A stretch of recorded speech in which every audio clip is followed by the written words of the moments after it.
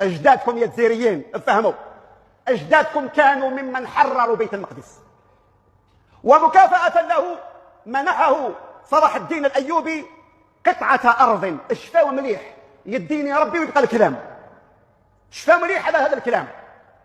أعطاه قطعة أرض مساحتها لا تقل عن 15,000 هكتار. نعاود لكم، صلاح الدين الأيوبي أعطى سيدي بومدين الجزائري التلمساني، أعطى له قطعة أرض مساحتها 15,000 هكتار. شحال مساحة بوفاريك؟ ها؟ شحال مساحتها؟ عباك عندك 15,000 هكتار، شحال من كيلومتر مربع؟ مور الجمعة راه يحسب. في قرية اسمها قرية عين كارم. وين جاية؟ جاية في فلسطين. نتاع من؟ تاع الجزائريين. ماذا فعل سيدي بومدين بهذيك الأرض؟ باعها؟ ما باعهاش، أوقفها لله تبارك وتعالى. دارها وقف، دارها وقف على الجزائريين والتوانسة والمغاربة آنذاك. طلبة العلم والفقراء والمساكين الوثيقة موجودة.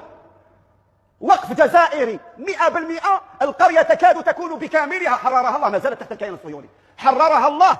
رزق الجزائريين، وقفكم أرضكم. سيدي بومدين عاود بنا الصور لوحائط البوراق، وهو وقف جزائري. وقفكم أيها الجزائريون على هذه خط لكم باش يدمروكم. افهموا، يا ليت قومي يعلمون. البلد اللي راح ينظم ما عندوش الحق ينظم، ما عندوش قانون، ما عنده حتى حاجه. لو كان نتكلم منطق تاع القوانين بدون ان نتكلم على الكولاسه، والبلد اللي يتكلم عليه كانت عنده فرصه في 2015 وفضها قانونيا. نعم. ما عندوش الحق ينظم. المشكل السياسي واش معناتها يضغطوا علينا من الناحيه الرياضيه وما يقدروش. معناتها المكتب التنفيذي هو درناه بلا المغرب وجاز. المكتب التنفيذي هو اللي قرر، ولكن المكتب التنفيذي للكاف، المكتب التنفيذي للكاف الرئيس تاعو من جنوب افريقيا، هو عنده قوه، هو عنده وزن. لو ما تصيبش الشخصيات كما هذه في الوقت تاع اللي يسحقهم، واش دير بهم؟ وهي العلاقات الطيبه بعيده. شوف احنا نتكلموا عليه، اللي حطوه ما عندوش وزن. خليني نقول لك اللي حطوه اللي يديروه ما عندوش وزن، لانه ما تسيبوهوش منتخب. كانت عندهم قناعه على المسؤوليه تاع الكاف. هو تفاهم يقول مع رئيس الاتحاديه المغربيه، قال له حضروا روحكم راح نحيوا لهم نزعوا لهم ثم وجدوا الدوسي. لكن اليوم بان باللي هذو تلاعبات، كان برك يهرب في العين. درك اليوم هما راهم ثروها وخذوا قرار تاع المغرب، هما ديجا صابوا المبررات باش يقسموا نيجيريا، خلي عندهم دي بروبليم دو سيكوريتي. ولكن في لي تاعكم تيجوا تمدوا الاورغانيزاسيون تاع لا كوب دافريك، هذا الارغيومون هذا ما كاش. يلحبوا صح يجبدوا لهم الارغيومون تاع بروبليم سيكوريتير، لازم تدخلوها تقننوها في دفتر الشروط. دفتر الشروط ما تجيش عندها هم يشوفوا اللي هو تحسين حصري هو المغرب، لانه في الكوميتي اكزيكوتيف كاين فوزي دغجه. نروحوا نعاودوا نقولوا تما القرار يتخذ في الاكزيكوتيف، وفي الاكزيكوتيف كاين دو نيفو في الاكزيكوتيف. كاين ناس اللي عندهم سلطه القرار، وكاين اللي عمروا بهم رافعين دو ماتش. هكذا اللي يديروا بهم عندهم القرار منهم المغربي هذا رفيق. هاد الناس هذو حنا نهضروا نقولوا لازم الجزائر دير الدبلوماسيه الرياضيه وتدخلوا، يعني الهضره برك، لان في الميدان ما تجسدش كاع. هذا الرئيس تاع الاتحاديه المغربيه كره القدم على الاقل عنده 10 سنين هو رئيس الاتحاديه على الاقل. هذه ذكرتها ايضا صح. احنا اليوم في 6 سنين 2017 5 سنين ولا 6 سنين رانا كونسومينا 3 بريزيدون. 3 رؤساء. مصدوم جدا، مصدوم جدا جدا، والله غير مصدوم لدرجه انك ما تصورش. لقجع رجل دوله تكون الامور بنسبه كبيره حسبت. لاقوك وعلاش؟ حنا على بالنا باللي كاين علاقات، وخاصه راك داخل في حرب. فوزي لقجع اللي عام من السلطات تاعو وعنده نفوذ في الكاف وفي الفيفا. ما ادري نحبوا الجزائر تربح، حنا جوري بريفيري. لقجع رجل دوله في افريقيا عنده قلت لك علاقات دبلوماسيه اللي حنا ما استمرناش فيها. اللوجيك لازم نهضروا باللوجيك الى غاب المنطقه ما نقدروش نهضروا. وعنده نفوذ.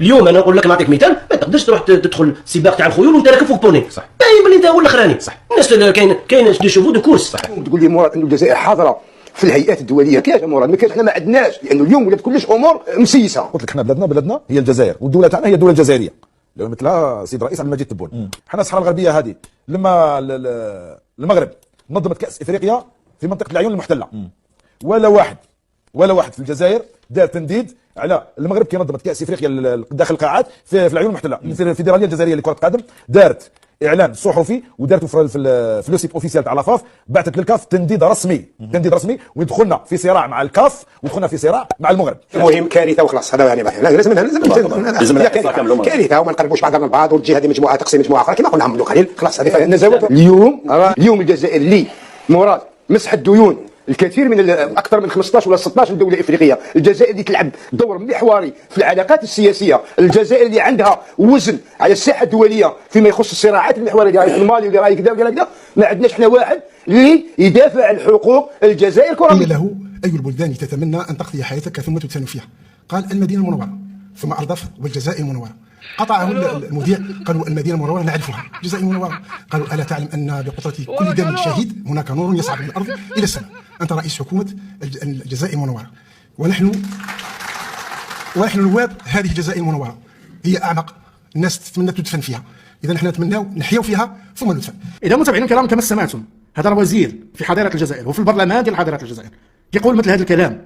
شوفوا عباد الله المستوى ديال الخطاب الرسمي في حضارة الجزائر فين وصل، مستوى كارثي مهزله بكل ما تحمل الكلمه من معنى. هذا قال لكم بان المدينه المنوره اصلها جزائري، اصلها جزائري. علاش؟ لانه قال لك بان الشهداء كيطلعوا من الارض وحنا عندنا شهداء وما عرفت شنو، وما بغاش ندخل في هذا الزمر ديال التفاصيل ديال هذه المصيبه الكحله، لانهم غادي يودونا في داهيه كما كيقولوا المصريين. راه مصيبه والله العظيم، راه مصيبه كحله للمستوى اللي وصلوا ليه هاد الناس. الدين الاسلامي ما هناواش، المقدسات ديال الامه الاسلاميه ما هناوهاش، ما خلاو تهجموا على القران، ما خلاو كذبوا على الرسول صلى الله عليه وسلم، ما خلاو قالوا الكعبه كاينه في الجزائر ما كاينش في حضاره الجزائر. دابا قال لك المدينه المنوره جزائريه، ما يتقال صافي. جميع العبارات باش توصف هذه الحاله اللي وصلوا ليها حضاره الجزائر ما كتلقى والو، ما كتلقاش الكلمات باش تعبر على هذه الكارثه اللي كنسموها بالصوت والصوره. راه هذا ماشي شي حماق الزنقه كيتكلم، ولا شي واحد فاقد العقل ديالو، ولا شي مقال في شي جريده ولا في شي موقع ولا شي صفحه في الفيسبوك. هذا راه وزير في حضاره الجزائر في البرلمان ديال حضاره الجزائر كتفوه بمثل هذا الكلام. مصيبه كحله مهزله وتبهديله بكل ما تحمل الكلمه من معنى. وكما قلت لكم هاد المسكين ما خلاو على ما تطاولوا، والدين الاسلامي ما هناواش. وراكم عارفين طبيعه الحال الكوارث اللي داروها تطاولا على الرسول صلى الله عليه وسلم كذبا وزورا.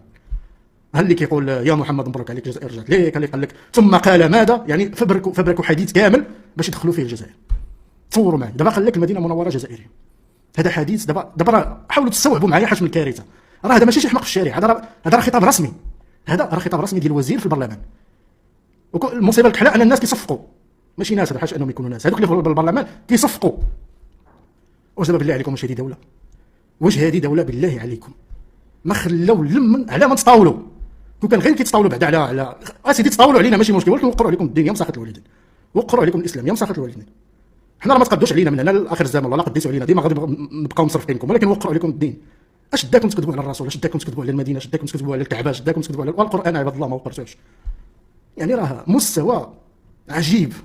كتقول واش هادو بعقلهم، واش عندهم شي عقل، واش كيفكروا، واش كيميزوا، واش كيعرفوا ذلك الكلام اللي كيخرج من الافواه ديالهم، ولا غير كيشدوا كيشيروا في الهضره، ولا على حسب ما كيبان لك كيشدوا كيشيروا في الهضره. هادشي اللي بان لي، لان العقل ديالهم ما خدامش مبلوكي، يا اما بسبب التجارب النوويه يا اما بسبب داكشي اللي دارت فيهم فرنسا.